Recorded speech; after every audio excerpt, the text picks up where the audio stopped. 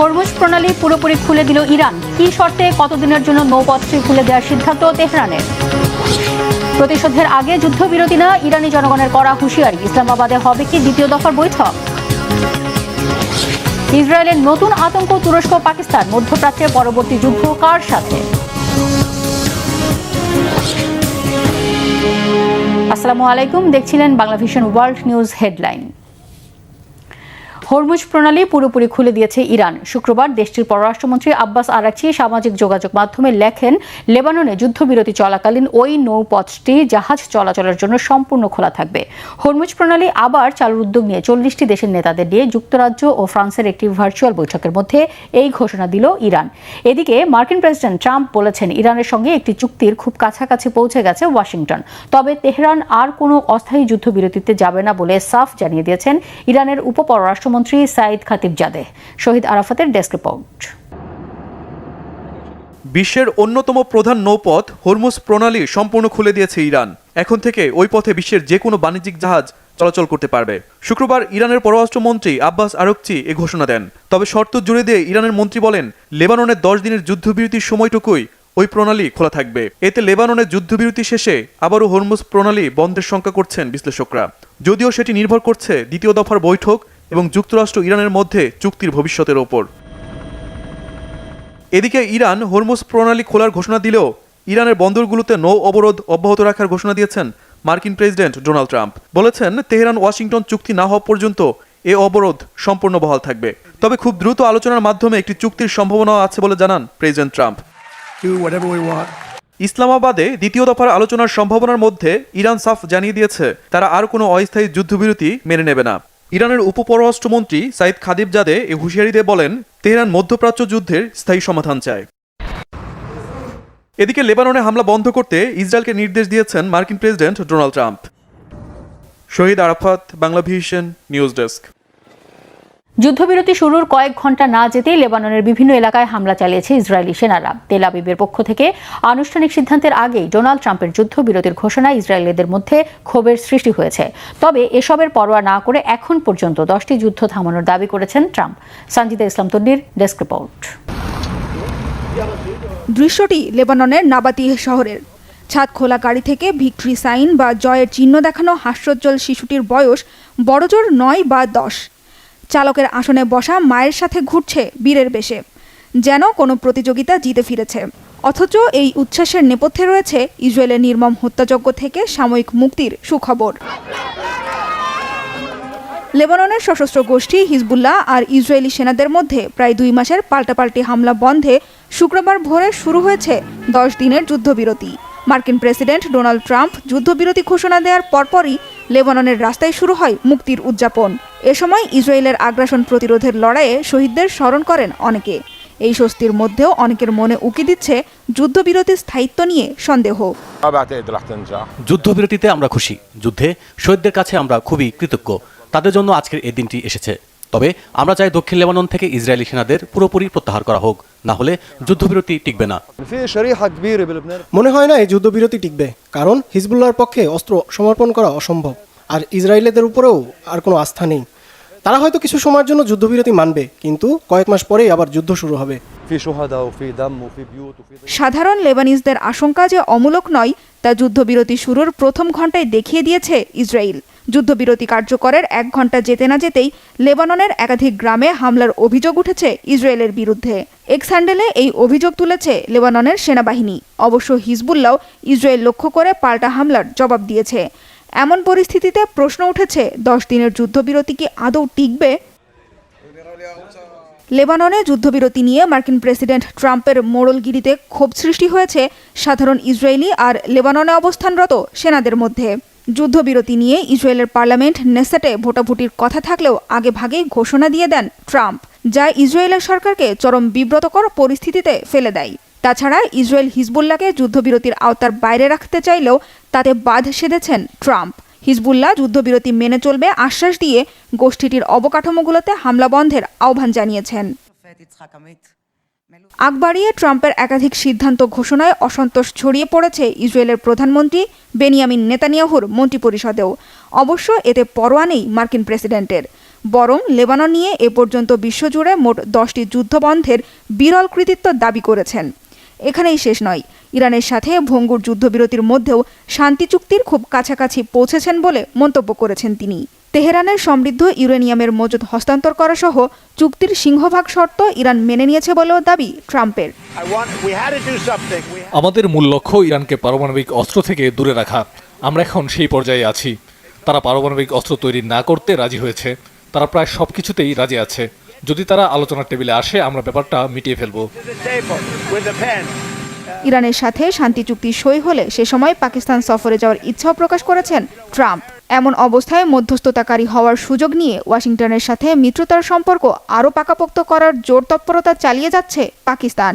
দ্বিতীয় দফা বৈঠকের আয়োজন করতে এরই মধ্যে সৌদি আরব, কাতার ও তুরস্কের সরকার প্রধানদের সাথে বৈঠক করেছেন পাক প্রধানমন্ত্রী শাহবাজ শরীফ। অন্যদিকে তেহরানে গিয়ে ইরানের প্রেসিডেন্ট মাসুদ পেজেশকিয়ান আর শীর্ষ নেতাদের সাথে বৈঠক করেছেন পাকিস্তানের সেনাপ্রধান ফিল্ড মার্শাল আসিম মুনির।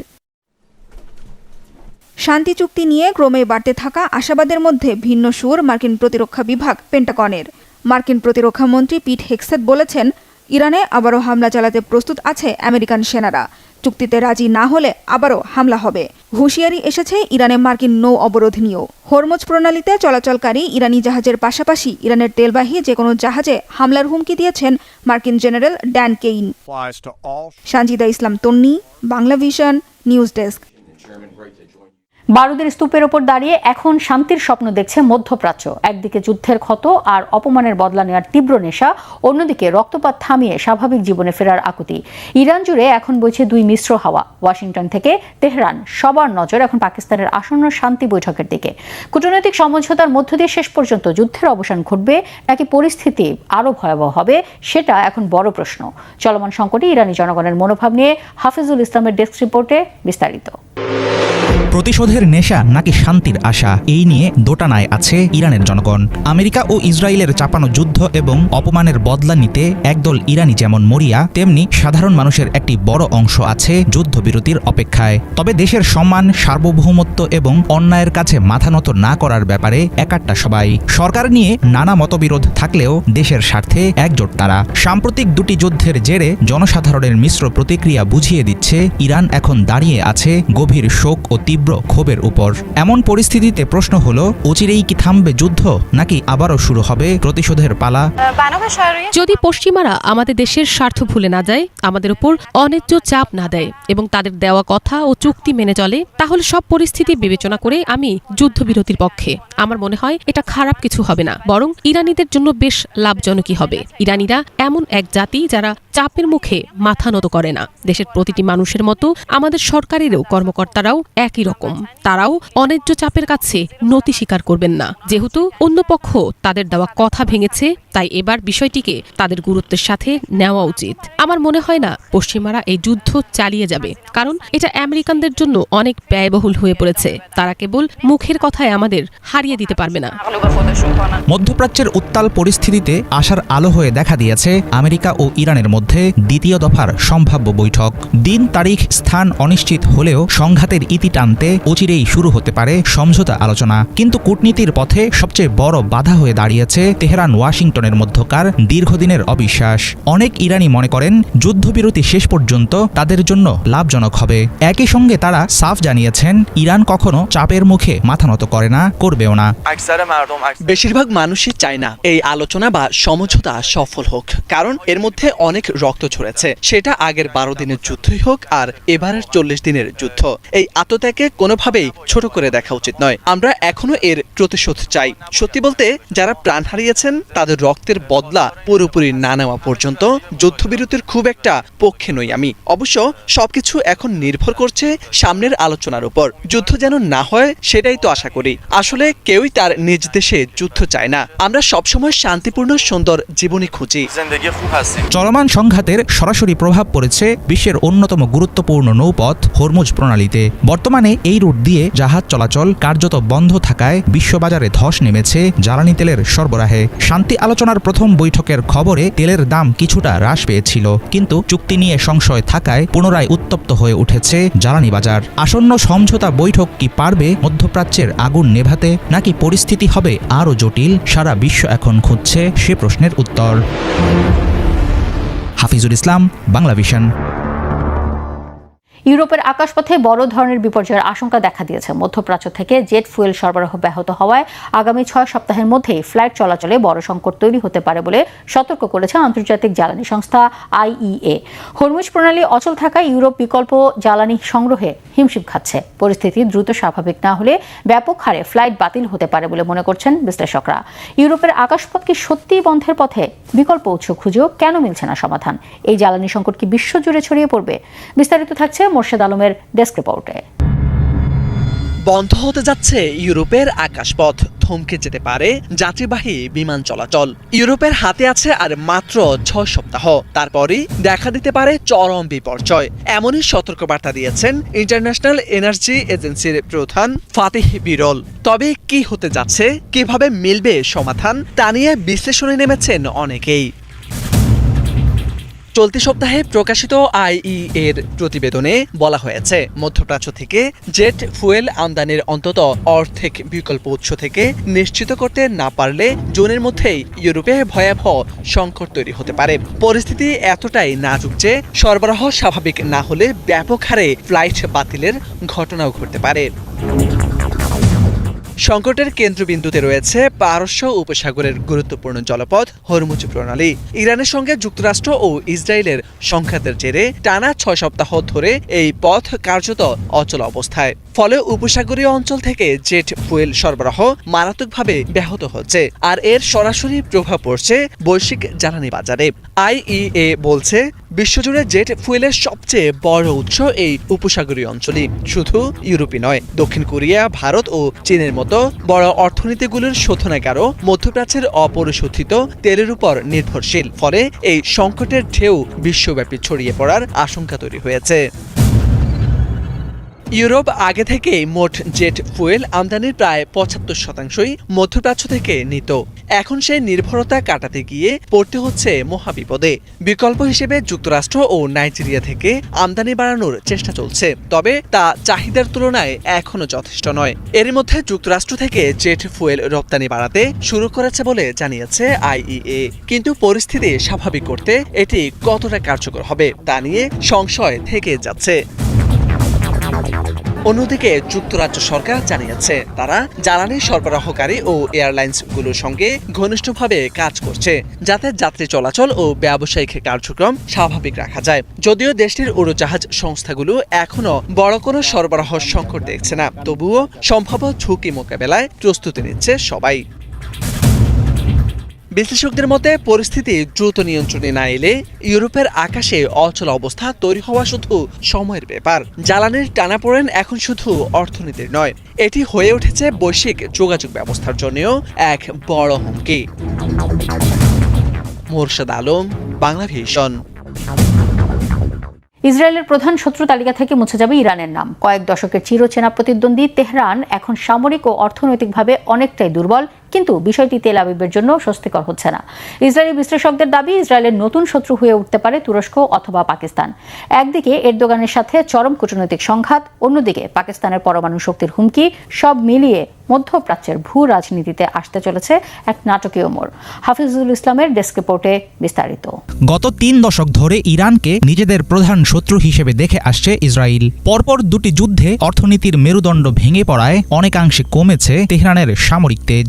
নিজের জায়গা থেকে ইরান সরে যেতে বাধ্য হলে নেতানিয়াহু ও তার দেশের পরবর্তী আতঙ্ক হয়ে উঠবে তুরস্ক অথবা পাকিস্তান। সম্প্রতি ইসরায়েলের সংবাদ মাধ্যম মারিভে প্রকাশিত এক প্রতিবেদনে এমন আশঙ্কা তুলে ধরেন ইসরায়েলি এক বিশ্লেষক।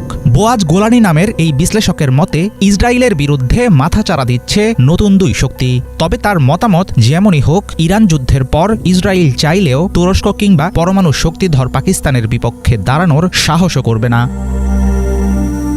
ইসরায়েলের প্রধান প্রতিদ্বন্দ্বী হওয়ার দৌড়ে সবার আগে আসছে তুরস্ক এবং পাকিস্তানের নাম। জনবহুল দুই দেশেরই রয়েছে শক্তিশালী বিশাল সামরিক বাহিনী। একই সঙ্গে দুটি রাষ্ট্রই সুন্নি সংখ্যাগরিষ্ঠ। অন্যদিকে আঙ্কারা ও ইসলামাবাদের সঙ্গে তেল আবিবের পরম বন্ধু ওয়াশিংটনের রয়েছে বহুদিনের দহরম-মহরম সম্পর্ক।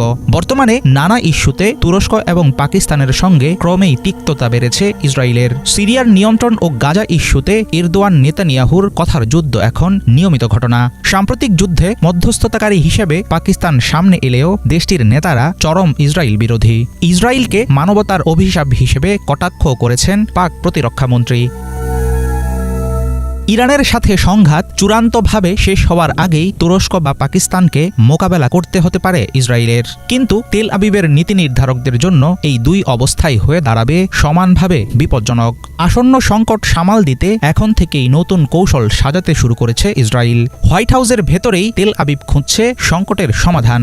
নেতানিয়াহু ও তার মিত্রদের ধারণা, পাকিস্তান বা তুরস্কের মতো শক্তিশালী শত্রুদের সামলানোর একমাত্র উপায় হল আমেরিকার সাথে সম্পর্ক আরও মজবুত করা। সাম্প্রতিক যুদ্ধে ক্ষতিগ্রস্ত হলেও মধ্যপ্রাচ্যে ইরান এখনও আঞ্চলিক পরাশক্তি। সেক্ষেত্রে মার্কিন মদদে টিকে থাকা ইসরায়েলকে ভবিষ্যতে পড়তে হতে পারে আরও বড় পরীক্ষায়। হাফিজুল ইসলাম, বাংলা ভিশন। ইসরায়েলি আগ্রাসন ও ইহুদি ধর্মের অপব্যবহারের বিরুদ্ধে এবার সরব হয়েছেন ইরানের ইহুদিরা। সম্প্রতি তেহরানের কেন্দ্রস্থলে অবস্থিত ইউসেফ আবাদ সিনাগে সমবেত হন দেশটির ইহুদি সম্প্রদায়ের সদস্যরা। সেখানে তারা বিশেষ প্রার্থনা এবং একটি অনুষ্ঠানের আয়োজন করেন। ইসরায়েলি জয়নাবাদের আগ্রাসনের সাথে পবিত্র ইহুদি ধর্মকে গুলিয়ে ফেলার তীব্র প্রতিবাদ জানান তারা। বিস্তারিত মীর ফজলে রাব্বির ডেস্ক রিপোর্টে। চোখের সামনে ধ্বংসস্তূপে পরিণত হয়েছে উপাসনালয়, পুড়ে গেছে পবিত্র ধর্মগ্রন্থ। গত 7 এপ্রিল তেহরানে অবস্থিত ইহুদিদের ধর্মীয় উপাসনালয় সিনাগগে হামলা চালায় ইসরায়েল, যা দেখে হতবাক হয়ে যায় ইরানের ইহুদি সম্প্রদায়।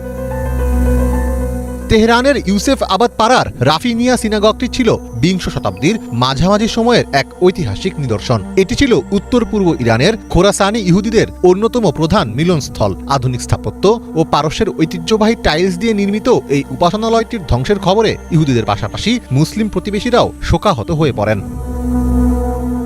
যাদের ধর্মগ্রন্থ শান্তির কথা বলে তাদের নাম ভাঙিয়েই চলছে নির্বিচার ধ্বংসযজ্ঞ। এমন বৈপরীত্যের বিরুদ্ধেই এবার সোচ্চার হয়েছেন ইরানের ইহুদিরা। 16 এপ্রিল তেহরানের কেন্দ্রস্থলে অবস্থিত ইউসেফ আবাদ সিনাগগে সমবেত হন দেশটির ইহুদি সম্প্রদায়ের সদস্যরা। সেখানে তারা বিশেষ প্রার্থনা এবং একটি অনুষ্ঠানের আয়োজন করেন। সিনাগগের ভেতরে উপস্থিত সবাই দাঁড়িয়ে ইরানের জাতীয় সঙ্গীত পরিবেশন করেন। এরপর তারা দেশটির বিপ্লবী ও ধর্মীয় নেতাদের ছবির নিচে দাঁড়িয়ে ইহুদি সম্প্রদায়ের নেতা ও বক্তাদের বক্তব্য শোনেন। অনুষ্ঠানে অংশগ্রহণকারীরা স্পষ্ট জানিয়ে দেন, ইহুদি ধর্ম কখনোই যুদ্ধ বা নিরপরাধ মানুষের ওপর অত্যাচারের শিক্ষা দেয় না। ইসরায়েলি জায়নবাদের আগ্রাসনের সাথে পবিত্র ইহুদি ধর্মকে গুলিয়ে ফেলার তীব্র প্রতিবাদ জানান তারা। এটি ইরান এবং ইহুদি জনগণের মধ্যে কোনো সংঘাত নয়, এটি ইরান এবং জায়নবাদ ও আমেরিকান সাম্রাজ্যবাদের মধ্যে একটি সংঘাত। আমরা ইরানি ইহুদি জনগণ, আমরা এই সম্প্রদায়েরই অংশ। আমরা ইরাকের সাথে 8 বছরের যুদ্ধের সময়ও এখানে বসবাস করেছি। আমরা এখানে আমাদের অন্যান্য ইরানি ভাইদের পাশেই আছি। আমি প্রথমে ইরানি এবং তারপর ইহুদি। আমি আশা করি যে একদিন এই সংঘাতের অবসান ঘটবে। ধর্মের কারণে মানুষের মধ্যে কোনো বিভেদ রেখা নেই। এটা ঠিক যে আমি ইহুদিদের প্রতি সহানুভূতি অনুভব করি, কারণ আমি আমার ইহুদি ধর্মকে ভালোবাসি। কিন্তু এর মানে এই নয় যে অন্য ধর্মের মানুষের জন্য আমার দুঃখ লাগবে না। আমরা অনেক আগে থেকেই জানি যে জায়নবাদী শাসন ব্যবস্থা শুধুমাত্র নিজেদের স্বার্থেই ইহুদি ধর্মের নাম ব্যবহার করে। যুদ্ধ কখনোই ভালো কিছু বয়ে আনে না। হত্যাকাণ্ড যে পক্ষেই ঘটুক না কেন, বেসামরিক মানুষ নিহত হওয়াটা খুবই বেদনাদায়ক। ইসরায়েলি সামরিক বাহিনী দাবি করেছে যে রাফিনিয়া সিনাগগ তাদের লক্ষ্যবস্তু ছিল না। তাদের দাবি অনুযায়ী কাছেই ইরানি বাহিনীর একটি সামরিক স্থাপনা ছিল এবং সিনাগগের ক্ষতি কেবল একটি অনাকাঙ্ক্ষিত দুর্ঘটনা। তবে এই দাবির পক্ষে তারা কোনো প্রমাণ দিতে পারেনি। ইরানের সংবিধানে খ্রিস্টান, ইহুদি এবং জরথ্রুষ্টীয় ধর্মকে দাপ্তরিক স্বীকৃতি ও সুরক্ষা দেওয়া হয়েছে। 2023 সালের মার্কিন স্টেট ডিপার্টমেন্টের এক রিপোর্ট অনুযায়ী ইরানে ইহুদিদের সংখ্যা প্রায় 9,000। দীর্ঘদিন ধরে ইসরায়েল ইরানকে এমন একটি দেশ হিসেবে চিত্রায়িত করার চেষ্টা করেছে যেখানে ধর্মীয় সংখ্যালঘুরা স্বাধীনতাহীন এবং চাপের মধ্যে বাস করে। অন্যদিকে ইসরায়েলকে তারা গোটা বিশ্বের ইহুদিদের জন্য ত্রাণকর্তা হিসেবে উপস্থাপনের চেষ্টা করেছে। কিন্তু সিনাগগে হামলার এই ঘটনা কেবল অবকাঠামোগত ক্ষতিই করেনি, বরং জায়নবাদ বিরোধী ইহুদি সম্প্রদায়ের প্রতি ইসরায়েলের চরম অবজ্ঞাকেও স্পষ্ট করে তুলেছে। মীর ফজলে রাব্বি, বাংলা ভিশন। ইন্দোনেশিয়ার বর্নিও দ্বীপের গভীর জঙ্গলে একটি হেলিকপ্টার বিধ্বস্ত হয়েছে। এই ঘটনায় এক মালয়েশীয় নাগরিক সহ 8 জন প্রাণ হারিয়েছেন। বৃহস্পতিবার দেশটির পশ্চিম কালিমান্তান প্রদেশ থেকে উড্ডয়নের মাত্র 5 মিনিট পরেই এয়ার ট্রাফিক কন্ট্রোলের সাথে যোগাযোগ বিচ্ছিন্ন হয়ে পড়ে হেলিকপ্টারটির। দুর্ঘটনাস্থল থেকে 8 জনের মরদেহ উদ্ধার করে বর্তমানে প্রাদেশিক রাজধানী পন্তিয়ানাকে পাঠানো হয়েছে। হাজারো দ্বীপের দেশ ইন্দোনেশিয়া যাতায়াতের জন্য আকাশপথের উপর ব্যাপকভাবে নির্ভরশীল হলেও দেশটির বিমান নিরাপত্তার রেকর্ড বেশ উদ্বেগজনক। সাম্প্রতিক বছরগুলোতে সেখানে বেশ কয়েকটি প্রাণঘাতী দুর্ঘটনা ঘটেছে। চলতি বছরের জানুয়ারিতে সুলাওয়েসি দ্বীপে একটি বিমান বিধ্বস্ত হয়ে 10 জন নিহত হন। এই ছিল আজকের মতো, সাথে থাকায় ধন্যবাদ।